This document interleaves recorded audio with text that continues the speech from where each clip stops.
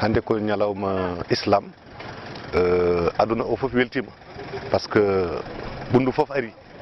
Sénégal fof ari Gadiaga fof ari so wi Gadiaga Bakel naaɓe nan ɗo hay Tiyabou naaɓe nan ɗo hande par ce que hande ko ñalawma El Hadj Maalik Sih Dawda El Hadj Maalik Sih Dawda c'est le premier almami de Ɓunndu kanko woni le fondateur du premier état théocratique de l'Afrique subsaharienne. Gurdam makko fof ko ligganade islam e nder Ɓunndu Mauritanie Mali Guinée wadde hande so yimɓe ɓe fof ndendi gayi wonde miɗen mbaɗa pose première pierre construction mausolée makko min mi halfinama comité d'organisation ko weltare mbiyatmi ko alhamdoulillahi rabbil alamin yimɓe ɓe ngari calife général des Tidiane neliɗo délégation ko ɗo tan wawi hadde heddi noon ko miɗen nodda ɓunndukoɓe fof par ce que oɗo projet sisiɓe tan jeeyade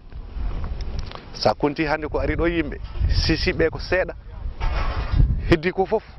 ko ɓunndukoɓe wadde projet o ko projet mon El Hadj Maalik Sih ko El Hadj Maalik Sih mon ko onon jeeyi El Hadj Maalik Sih ko projet mawɗo min jiiɗi wadde ɗo woni mausolée yanaande El Hadj Maalik Sih woni juma kañum e fondation so wiyama fondation noon ko genre université école de formation coranique Qur'ana ene jangguine ɗo diine meɗen l'islam ene jangguine ɗo wadde projet o ko projet umma islamique fof minen jaagui hen noon duwaw hande en dendi gay pour wadde pose première pierre ñaagoɗen duwaw ne garteɗen to gongol pour wadde inauguration mausolée o eɗen mbawi sen denti en jaaɓi wonde neɗɗo goto en dendini doole men e miijoji men